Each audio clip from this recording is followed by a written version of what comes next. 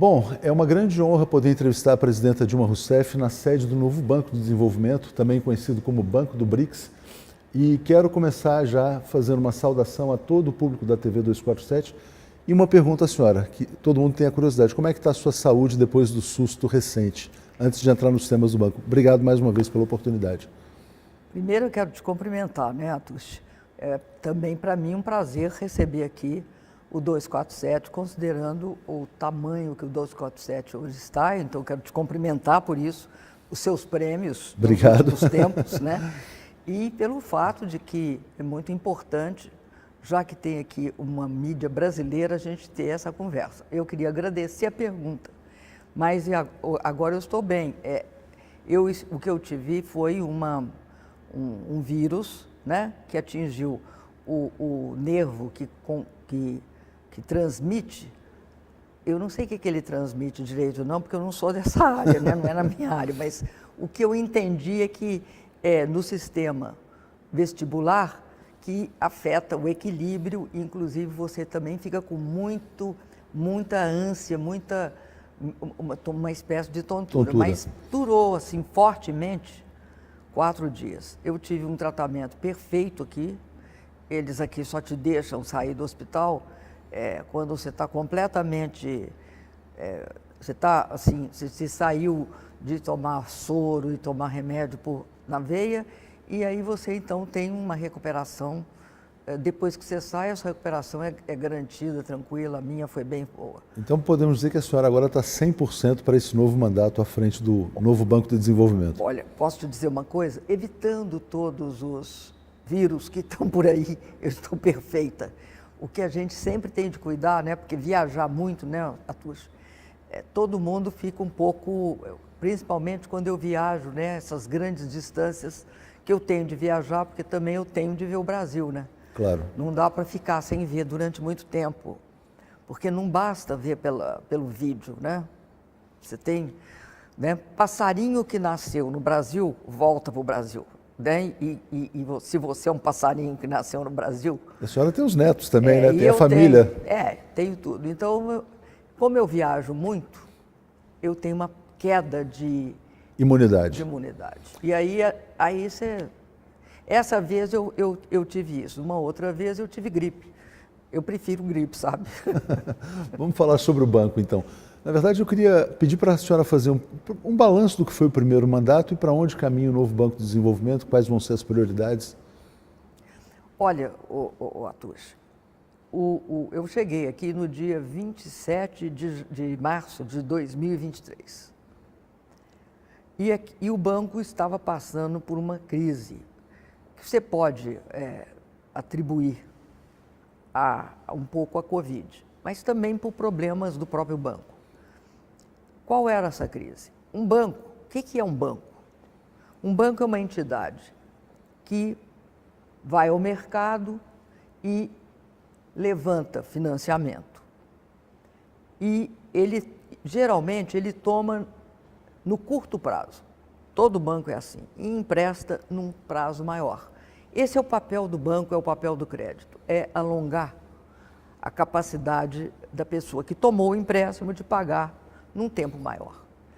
Então, o que tinha acontecido com o banco? Durante 16 meses, 15 a 16 meses, ele tinha parado de ir ao mercado. Tá? Ele tinha parado de ir ao mercado e isso comprometia duas coisas. Comprometia essa capacidade de ele emprestar. Para quem? Para os países que integram o banco, que é Brasil, Rússia, China, Índia, África do Sul, Emirados, Bangladesh e Egito.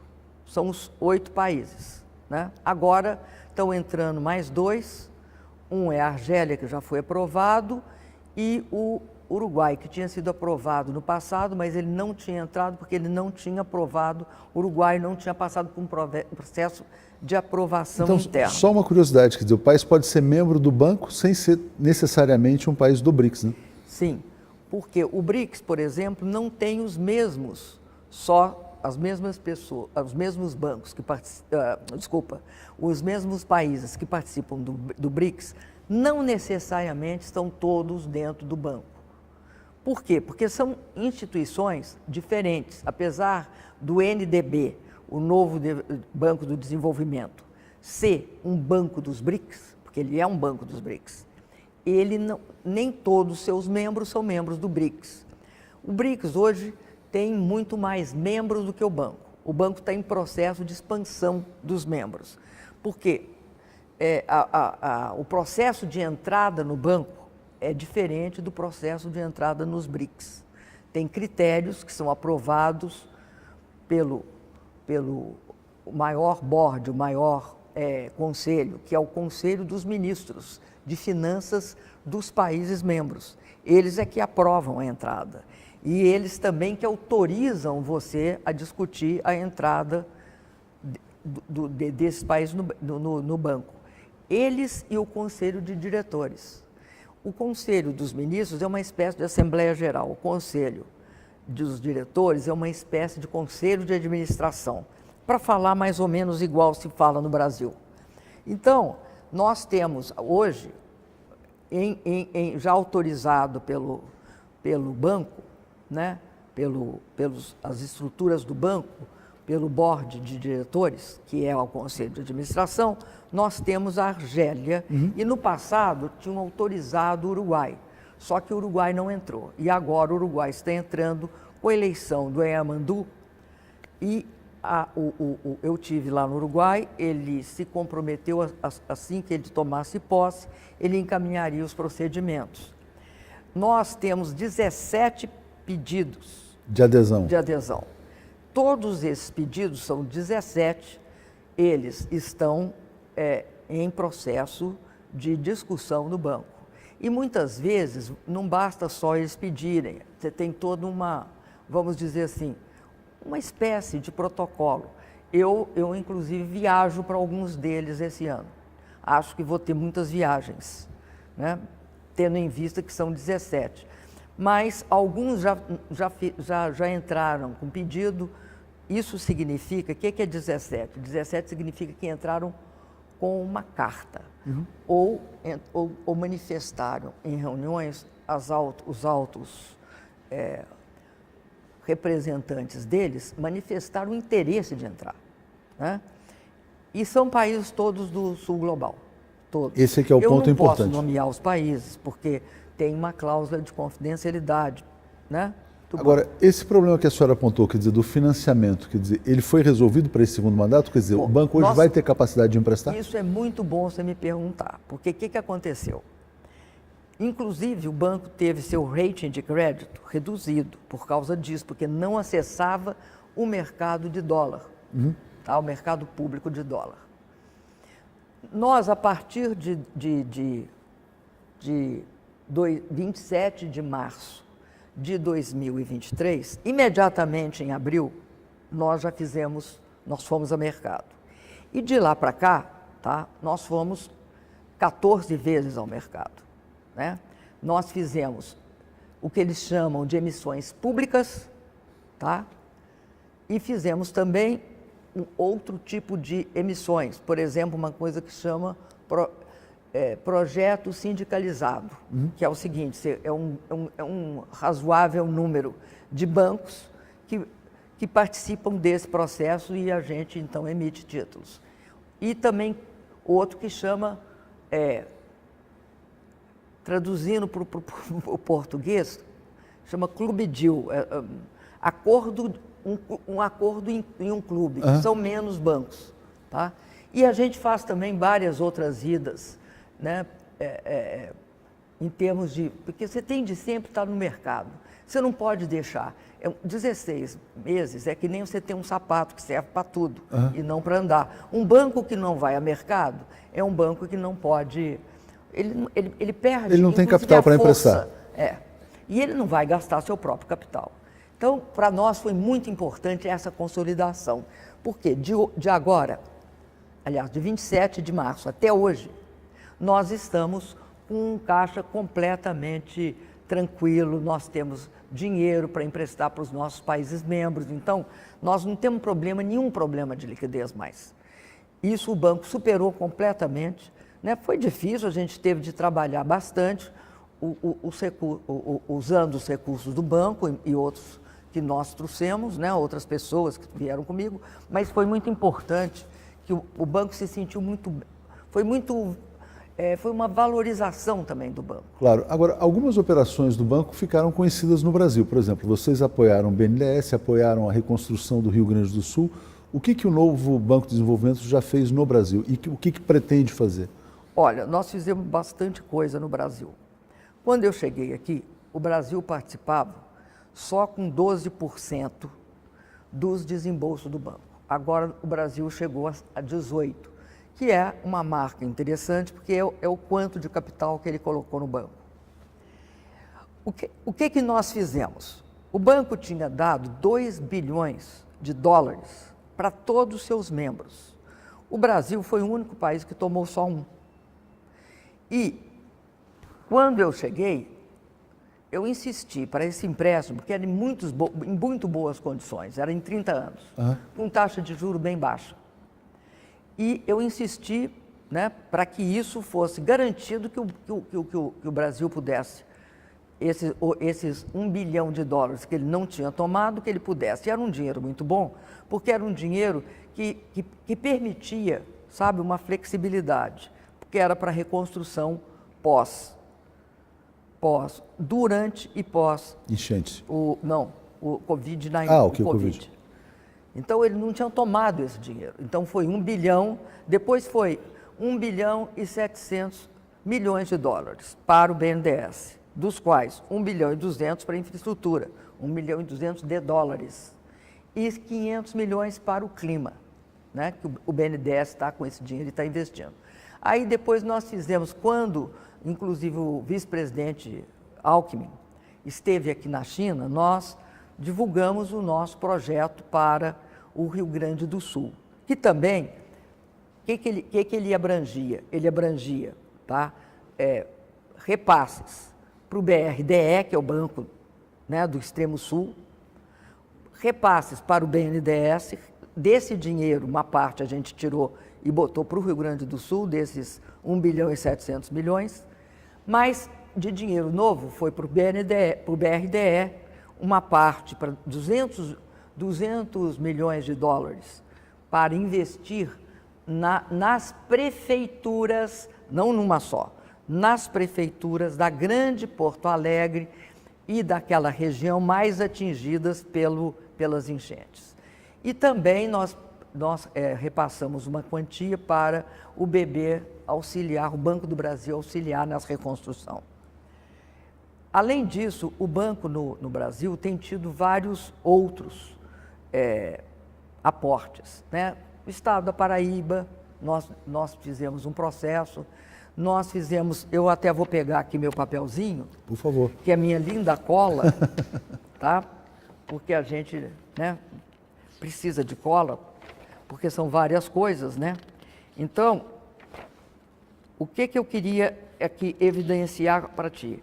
Eu queria evidenciar o seguinte: BDMG, nós fizemos um empréstimo para o Banco de Desenvolvimento de Minas Gerais de reais, eu vou te falar em reais, de 1 bilhão e 150 milhões, ou seja, 200 milhões de dólares, a preços, a câmbio de hoje. Estado da Paraíba, nós fizemos também 61 milhões de dólares. Por município de Serra, nós fizemos 57,6 milhões. Para a Companhia de Força e Luz, né, a CPFL, em São Paulo, foi 1 bilhão e 150 milhões de reais. E nós tivemos ainda, tá? Agora nós temos vários projetos que estão na pauta. Só uma dúvida, os projetos aqui, eles têm que passar por um ente de Estado ou podem ser, o banco é acessado por empresas também, como a senhora mencionou, a CPFL? É porque nós temos 2 tipos de empréstimo, Atush. Nós temos, pelo nosso planejamento estratégico, nós temos 70% em empréstimos soberanos. Soberanos. O que é empréstimo soberanos? É tomado pelos países e garantia dos países. Garantia soberana. Exemplo, o BNDES, por exemplo, seria um empréstimo soberano. O BNDES é empréstimo soberano, porque, no caso, o BNDES é controlado pelo governo brasileiro. Tá? E, por exemplo, quando não é do governo federal, a COFIEX tem de aprovar. O país aprova o direito daquela entidade de tomar recursos em moeda forte. Como prefeitura, governo estadual. Prefeitura, governos estaduais, mas, sobretudo, empresas.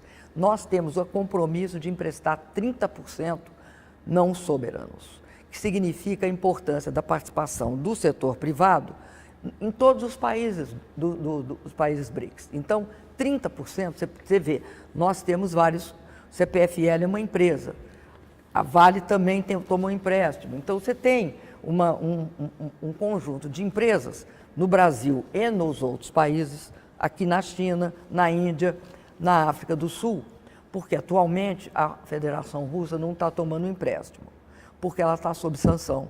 Né? Mas ela já tomou empréstimos antes e também ela era a mesma coisa, ela fazia empréstimos soberanos e não soberanos. Agora, tem um foco prioritário, por exemplo, infraestrutura, meio ambiente, transição energética? O que... Esse banco, como o nome diz, é de desenvolvimento. Um banco de desenvolvimento é diferente do banco comercial. Nós temos de focar em empréstimos que tenham repercussão no desenvolvimento dos países. Qual é o risco dos países, dos mercados emergentes e dos países em desenvolvimento? Qual é o risco maior? Um é ser condenado a ser só exportador de commodity. Ele pode ser exportador de commodity e mais coisa. Ele deve ser, até porque commodity é importante, nisso não tem nenhuma crítica à exportação de commodity, mas você não pode se limitar, né? Exclusivamente nesta área. Você tem de ser também, sabe o quê? Você não pode correr outro risco de ficar sendo um país chamado que entrou na armadilha da renda média, tá? Que é um país que não consegue passar de um certo limite. Então, o que o banco foca? Foca em desenvolvimento.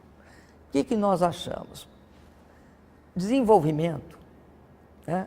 Primeiro, nenhum país se desenvolve sem infraestrutura. Não se desenvolve. Então, a gente tem de investir em logística, porto, aeroporto, estrada, tudo isso. Ferrovias. Rodovias, ferrovias. Você veja que é importante a ferrovia, né? A ferrovia é um elemento central em todos os países. Segundo, nós temos um compromisso com a questão da sustentabilidade. O investimento o desenvolvimento terá de ser sustentável, para ele ser, inclusive, estável, para ele, inclusive, permitir que a gente tenha uma maior capacidade de enfrentar tudo o que vem em termos de mudança do clima, que nós estamos vendo, né? Enchente. Rio Grande do Sul. Nós estamos assistindo grandes incêndios, né? Isso tudo está sendo visto. Então, nós temos de ter esse compromisso com o investimento sustentável, principalmente em ações contra a mudança do clima e a transição energética, né? O Brasil é um país... bem posicionado, vamos dizer assim, né? Eu acho, até do ponto de vista do total, um país que tem uma estrutura energética excepcional. Nós somos um país que tem... Eu sou da época que a gente tinha 80%, eu não tenho certeza se é 80%, um pouquinho mais ou um pouquinho menos, de energia limpa, energia hidrelétrica, com as nossas grandes barragens sustentando e dando backup para todas as fontes de energia renováveis que entram, como a solar e a eólica. Então, nós temos de dar força para esse crescimento da energia renovável nas matrizes dos países membros. Ao mesmo tempo, a gente tem de entender que se a gente tem uma situação excepcional, muitos não têm acesso, a não ser a fossil fuels. Então, temos de seguir um pouco o exemplo da China, porque a China, num período muito curto, ela está mudando a matriz energética para uma matriz mais sustentável e ela, mais do que isso, a China, ela produz, vamos dizer, inovações. Eu li, inclusive, aproveitando, quer dizer, que a China tem uma meta de descarbonização total até 2060, de se tornar um país, vamos dizer assim, net zero, vamos dizer assim. Isso abre oportunidades para um país como o Brasil, por exemplo, no campo ambiental, reflorestamento, porque esses países vão compensar, na verdade, as emissões, né? Eles não vão, não acho que é só a questão da compensação do mercado de carbono. O que a China está procurando é emitir outra menos. coisa. Ela está procurando fontes sustentáveis de energia, tais como, por exemplo, a China, ela é muito importante em baterias. Então, tem toda uma discussão sobre o problema de usar baterias, grandes baterias, porque a bateria do carro não serve para você armazenar energia. Ela busca uma outra coisa que chama armazenamento no grid, eu tenho que visto não isso é também. a mesma coisa que nós fazemos, que nós armazenamos no grid no Brasil. Porque as grandes reservatórios de água que nós construímos, né, as barragens, elas são grandes reservas, armazenagem de energia no grid. A China também usa fusão, ela tem um grande desenvolvimento na área de fusão. Estar aqui na China é muito bom porque você tem mais ou menos uma visão da inovação, de para onde, né, que está indo a inovação dentro e aqui no sul global. Além disso, o banco tem uma outra missão, que também tem a ver com o desenvolvimento. Não há desenvolvimento quando você chega à quarta revolução industrial, né? A revolução da tecnologia, das tecnologias de informação, da inteligência artificial, dos grandes centros de armazenagem de dados, dos computadores que estão sempre em processo de evolução, e no caso aqui tem uma grande evolução, uma grande disruptiva, né? Se você de fato conseguir comercializar computação quântica. Mas eu vou falar só na questão da tecnologia que existe, que é a seguinte: um país, ele não faz o catch-up, ou seja, ele não consegue se desenvolver hoje se ele não acessar a tecnologia. Acessar a tecnologia não é pura e simples transferência. Pode ser isso, mas é também construir sua própria capacidade. O que eles chamam de capacity building, né? Que é o nome que é usado em inglês, mas é construir a capacidade educacional, a capacidade tecnológica, científica, etc. Para fazer esse catch-up, sem cooperação internacional, fica muito difícil. Eu tenho inclusive a informação, porque a gente teve a oportunidade de encontrar duas médicas aqui em Xangai, de que vai sair um projeto muito importante de cooperação Brasil-China na área médica e inteligência artificial. Esse projeto já pode ser mais ou menos antecipado? É um projeto, mas deixa eu só acabar essa história do desenvolvimento, que é a seguinte, Arthur. Nós precisamos de ter um desenvolvimento de qualidade. E nós estamos aqui, como eu estava dizendo para você, num país em que essa é uma questão central. Hoje, a grande meta de desenvolvimento é o que o governo chinês chama de desenvolvimento das novas forças produtivas, que significa aplicar ciência e tecnologia em tudo, na agricultura, no serviço e, sobretudo, na indústria.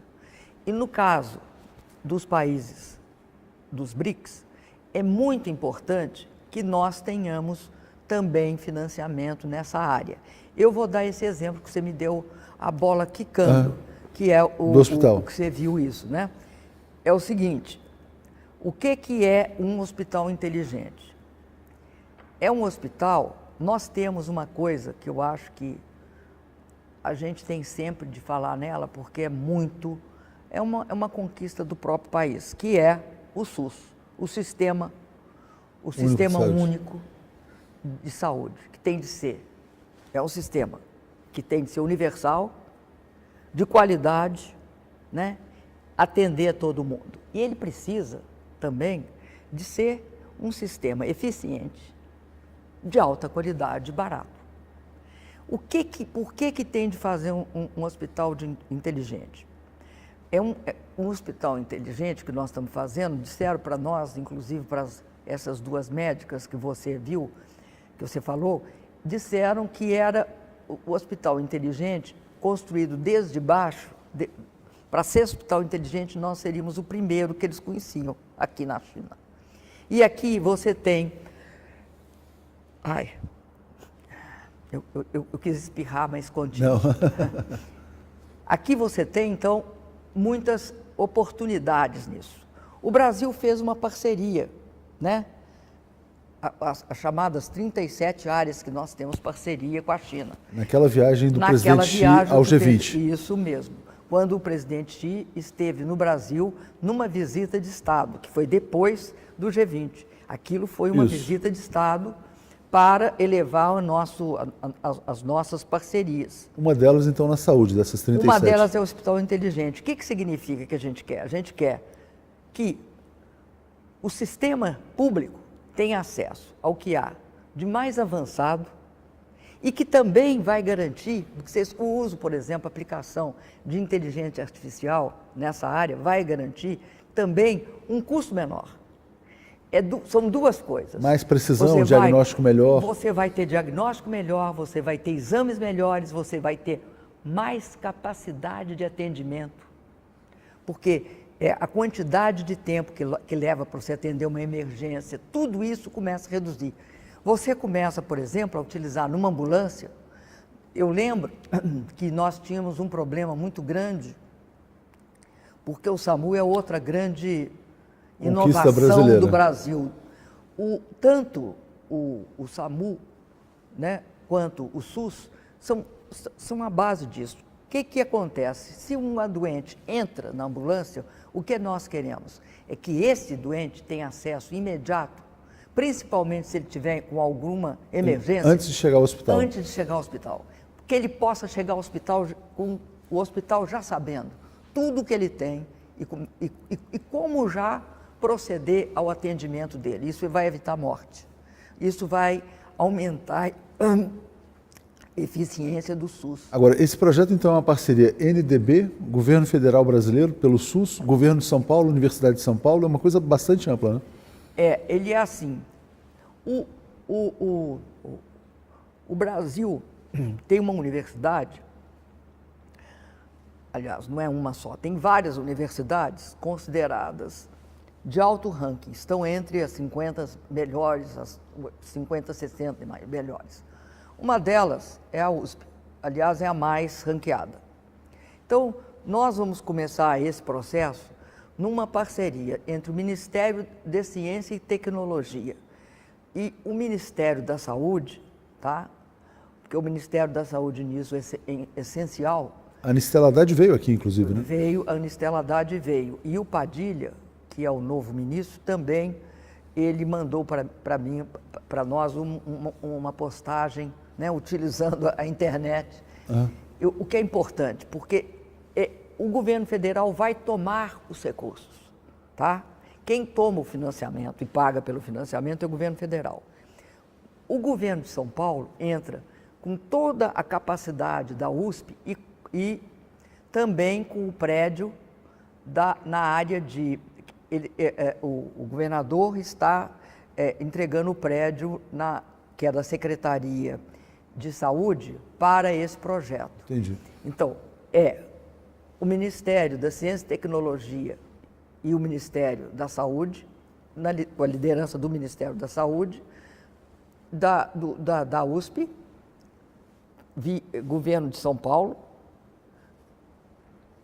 localizando o Hospital Inteligente no maior centro de saúde do Brasil. E o que vai acontecer com esse projeto? Eu falei para você que ele é um piloto. Por que ele é um piloto? Porque nós não queremos ele só, o governo federal não quer ele só em São Paulo. E o banco gostou muito, por isso que eu falei nós. Por que nós gostamos muito? Porque o banco, este projeto, ele está dentro de uma visão de que vai ter esse mesmo tipo de hospital inteligente no norte, no nordeste, no sul e no centro-oeste. Ou seja, nós vamos regionalizar porque ele é uma fonte também de melhoria na educação, porque tem a ver também com pesquisa e desenvolvimento, e tem a ver com o fato de você aumentar o padrão do SUS e fazer isso para o Brasil inteiro, que essa é a ideia que o Ministério da Saúde, o ministro Padilha, tem explorado conosco. Perfeito. Nos últimos tempos que ele é ministro. Agora, falando sobre isso, quer dizer, esse é um projeto bastante inovador, só para citar as médicas, né? Uma delas é a Ludmila Ajari, a outra é a Stephanie, que eu pude encontrar aqui em Xangai também. Como é que a senhora está esperando a cúpula dos BRICS que vai acontecer no Brasil agora nos dias 6 e 7 de julho? Qual que é a sua expectativa? Olha, eu acho que os BRICS e os países BRICS são um exemplo de algo importante, que eu acho que nós vamos ter de preservar nesses tempos absolutamente desafiadores, né, que nós vivemos. Que é isso? Eu acho que é o multilateralismo e a capacidade, porque o que acontece quando me perguntam por que o MDB é diferente de outros bancos? Eu te digo por quê. Dentro do MDB, nenhum sócio tem poder de veto. Não interessa a participação dele no início. Todo mundo tem voto igual. Nós não impomos condicionalidade nenhuma para nossos membros. Nós não vamos falar assim, ó, você tem de privatizar A, B, C ou D. Não tem isso conosco. E nós respeitamos o fato de que o país vai demandar. Por exemplo, essa história do Hospital Inteligente é uma coisa que surge de dentro do país, para nós. Então, o que está em questão hoje no mundo? Eu acho que está em questão 3 coisas. Uma cooperação sem que você imponha condições. Você coopera numa perspectiva... Só um pouquinho... Tem muito a ver com essa ideia de futuro compartilhado, né? Quer dizer, destino compartilhado da humanidade. De construir uma comunidade de futuro compartilhado por toda a humanidade. Quando o Brasil assinou o acordo com a China, nós assinamos construir uma comunidade de futuro comum entre o Brasil e a China, respeitando o meio ambiente, o desenvolvimento. Ou seja, aumentou o status da parceria Brasil-China. Né? E também combatendo a desigualdade. Eu acho que o BRICS tem essa visão também, que uma das coisas mais graves no mundo também é a desigualdade de acesso à tecnologia. Então, o que eu acho que o BRICS é? Primeiro, eu acho que ele é um exemplo. Hoje, se você for ver, nesse momento em que você está vendo todas as instituições multilaterais, ou todas, não, mas algumas sendo desafiadas ou sendo questionadas, o fato de você ter um grupo de países que acha que o futuro é compartilhado, que acha que o multilateralismo e a multipolaridade são elementos essenciais para uma nova ordem. Tudo isso joga a favor do desenvolvimento. Porque você para desenvolver, tem de ter uma certa estabilidade. Claro. O tumulto, a mudança súbita de regras, o fato de que você não sabe perfeitamente quais são as regras do jogo, né, que é o que está ocorrendo no mundo, ele cria a incerteza. E a incerteza... afasta o investimento. E bota todo mundo na posição de espera e olha, né? Ou como eles dizem, wait and see. Espera e olha para ver o que vai dar. Isto diminui o investimento, cria a estagflação também, porque também tem uma força, né, nessa história de você indiscriminadamente sair elevando tarifa. É muito difícil que não aumente a inflação. Mas, sobretudo, eu acho que o BRICS não é contra A, B, C ou D.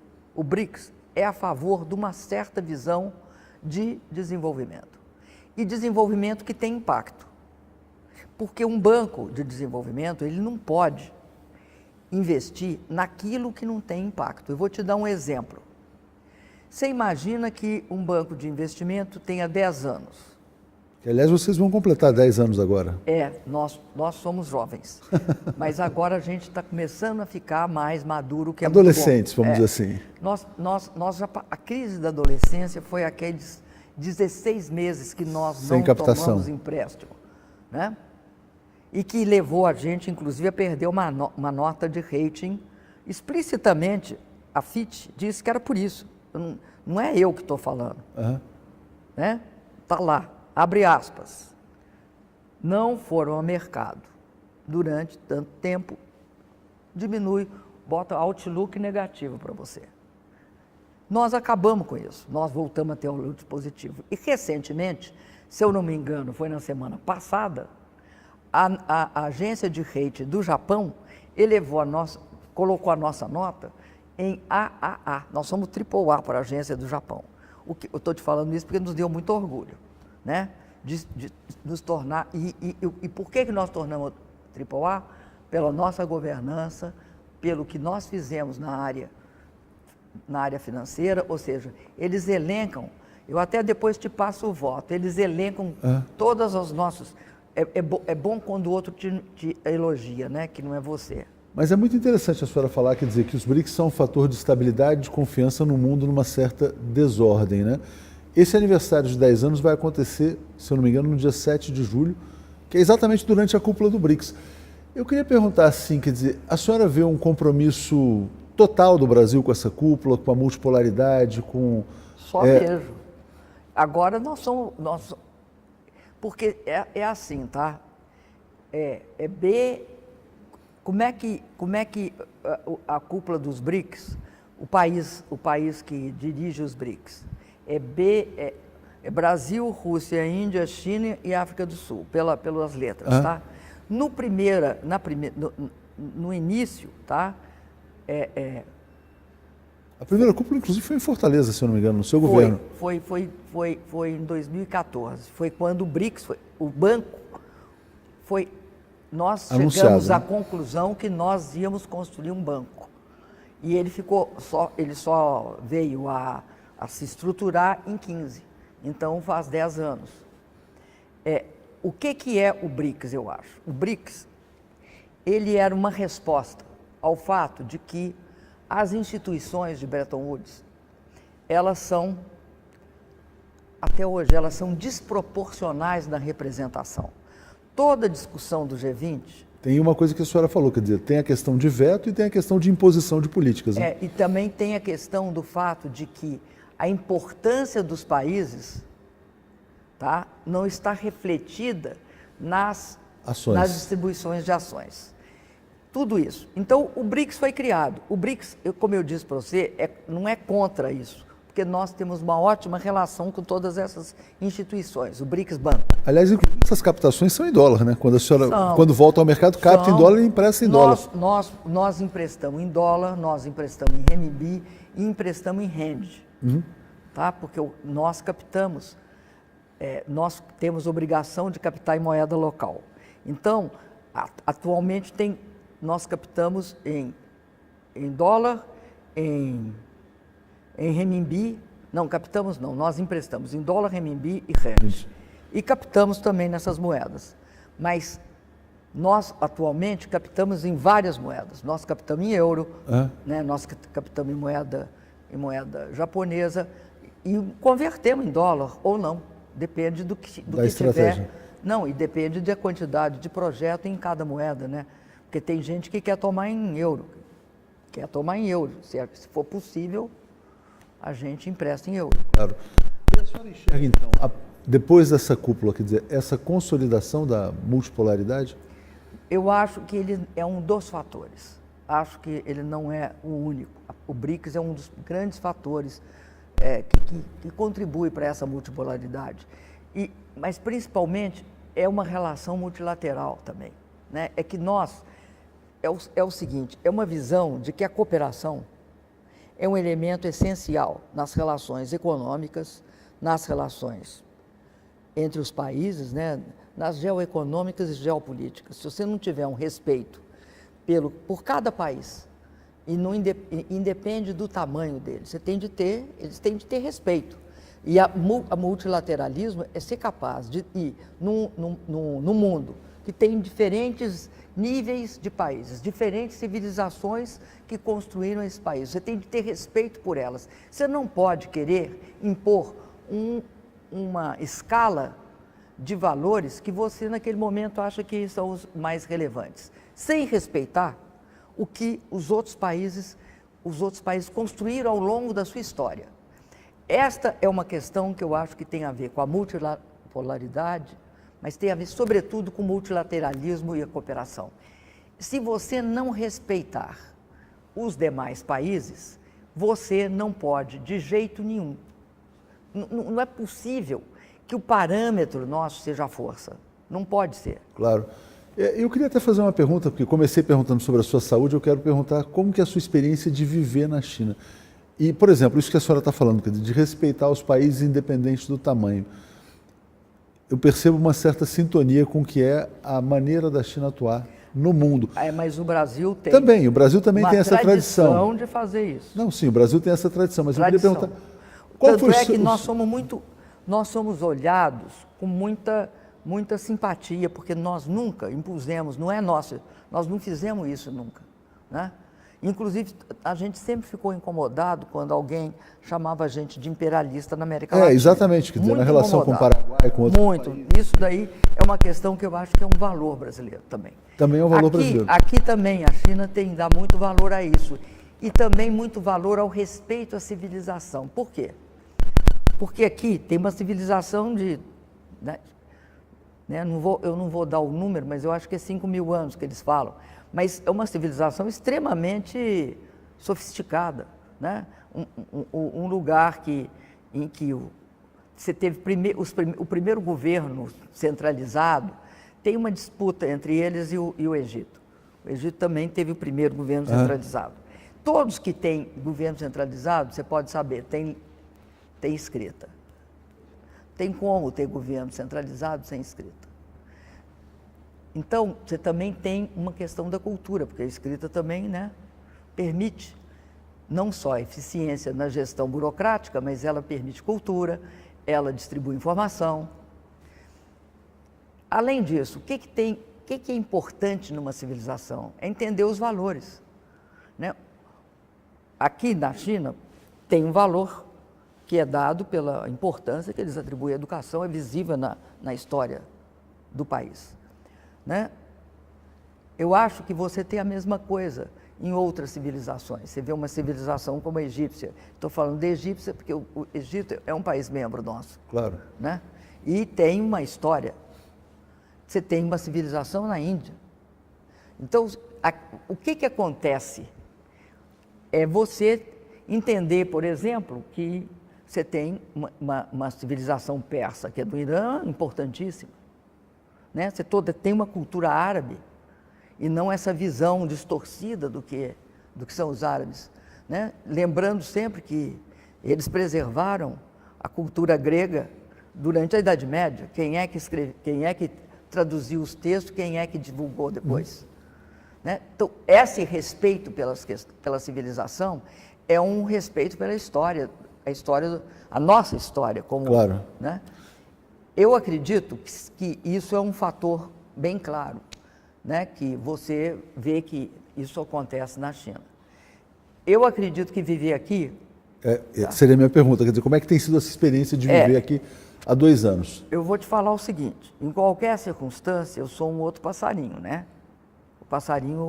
Sou um passarinho latino-americano. Eu sempre falo passarinho, porque eu acho que os passarinhos têm mais dificuldade de adaptar do que outros bichos. Eles sempre voltam, né? E sempre voltam para lá. Bom, feito essa ressalva, né? Que a gente sempre quer voltar lá, né? Essa é uma questão, eu acho que tem a ver com onde você nasceu, como é que é a sua infância e tudo. Isso. Né? Eu acho que aqui é um lugar muito bom de viver, só que você fica mal acostumado. Em que sentido? Você fica mal acostumado? Fica. Por causa da infraestrutura, que é muito boa, e por causa da segurança também, que você pode andar em qualquer lugar. Por exemplo, eu não sei se foi para ti que eu mostrei, mas para alguém foi. Você compra uma coisa pelo celular, eles botam na porta da sua casa. Ninguém pega. E aí acumula, às vezes acumula, fica um tanto assim de coisa na porta. Então, sabe, que eu acho que tem a ver também com a cultura e tem a ver, né, com todo o processo que aqui não tem. Acho que é uma coisa importante tem uma clara noção de segurança pública. E a senhora é feliz com o seu papel hoje no mundo? Quer dizer, depois de ter sido ministra, presidenta, quer dizer, hoje está nessa posição central, quer dizer, como é que é o seu estado de felicidade pessoal? Só quero falar o seguinte, eu sempre digo uma coisa, nada é maior, igual do que ser presidenta do Brasil, nada, não tem uma coisa, né? Nem presidente da galáxia, tá? Porque a galáxia não é o Brasil, entendeu? Então, eu acho importante os BRICS, eu gosto daqui, eu gosto do banco, acho que o banco tem um papel importante, acho que o banco ajudar a construir ele, até porque, né, eu participei lá, eu estava lá, nunca pensei na minha vida, em 2014, que estaria aqui hoje, né? Que estaria aqui hoje. Mas é muito interessante, quer dizer, pela sua história também de vida, né? Quer dizer, hoje está nesse papel da construção do mundo multipolar, porque a sua história é uma história épica, né, em todos os sentidos. De uma pessoa que foi perseguida por uma ditadura, depois se torna presidente, quer dizer, passa por aquele processo turbulento que a gente já narrou várias vezes e hoje está nessa posição central. Então, para a gente encerrar essa entrevista que eu mais uma vez agradeço e reputo muito importante, queria te pedir para deixar uma mensagem final para as pessoas que estão assustadas com o mundo em que estamos vivendo, né? Que estão vendo isso que a gente já falou um pouquinho, né? Muita incerteza, muita insegurança, e assim, quer dizer, esse fenômeno da extrema-direita também ganhando força em vários países. A senhora tem confiança, assim, quer dizer, no futuro compartilhado da humanidade, que eu acho que os BRICS estão ajudando a construir? Olha, eu acho que a grande esperança nossa é isso, é o futuro compartilhado de toda a humanidade. Se você não tiver um futuro compartilhado, né, você vai ter sempre esse absurdo que é você ter gente num momento em que a humanidade, né, chegou a um ponto que ela tem acesso às forças extremamente poderosas, que é a tecnologia. Nós chegamos a um ponto, né, que nós não temos mais, nós não podemos deixar mais que a fome ocorra. As guerras.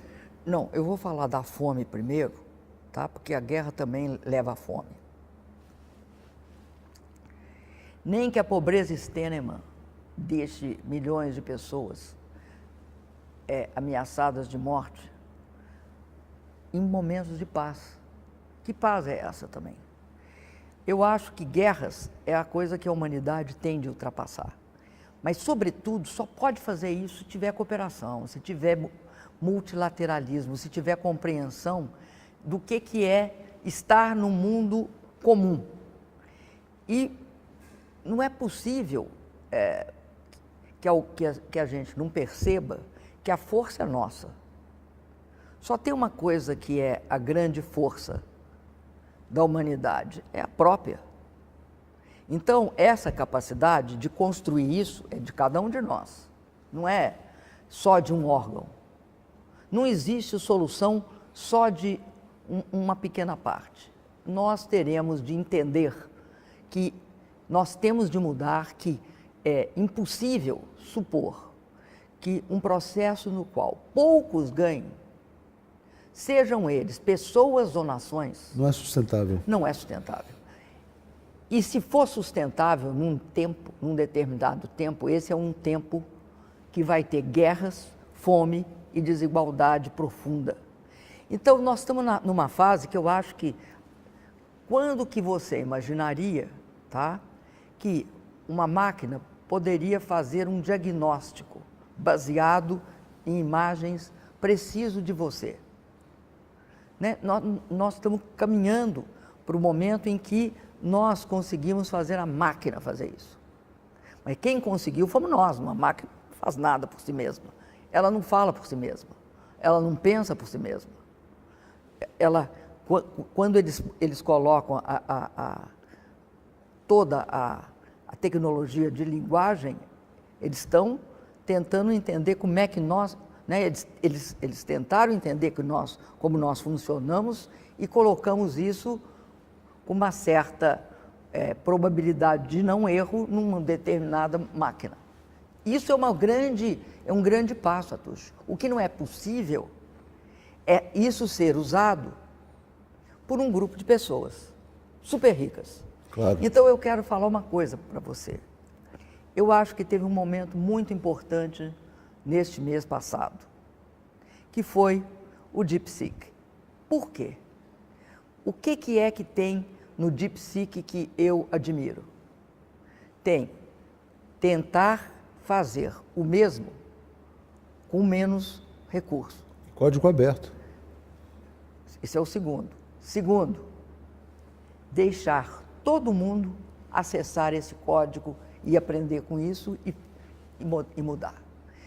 E, ao mesmo tempo, acabou com aquela história que tem um grupo, né, selecionado de pessoas ou de empresas que criam, pela quantidade de dinheiro que tem, uma barreira à entrada de quaisquer outros. Né? Cria uma espécie de fosso no qual você cai porque você não tem tanto dinheiro para fazer um data center. O que o DeepSeek mostra? O DeepSeek mostra que mesmo quando tentam barrar o investimento tecnológico, a inovação baseada nesse investimento, você não consegue superar o quê? A diferença que faz quem pensa. E reflete também esse espírito... Então, o DeepSeek é uma prova de que é quase um Davi contra Golias, você entendeu? Quase isso. E o Davi está ficando forte, né? Quer dizer, isso é muito importante. Não, mais do que forte, esperto. Mas olha, eu queria muito agradecer pela entrevista, pela honra de estar aqui na sede do novo Banco do Desenvolvimento. Para mim é um motivo de muita alegria, revê-la, né, bem de saúde e à frente desse projeto tão importante. Agradeço a todos que estão acompanhando essa entrevista, que não está sendo ao vivo, mas é uma honra mais uma vez, espero vê-la no Brasil, na cúpula dos BRICS. Muito obrigado. Lá estarei sem falta. É isso aí. Obrigado, gente.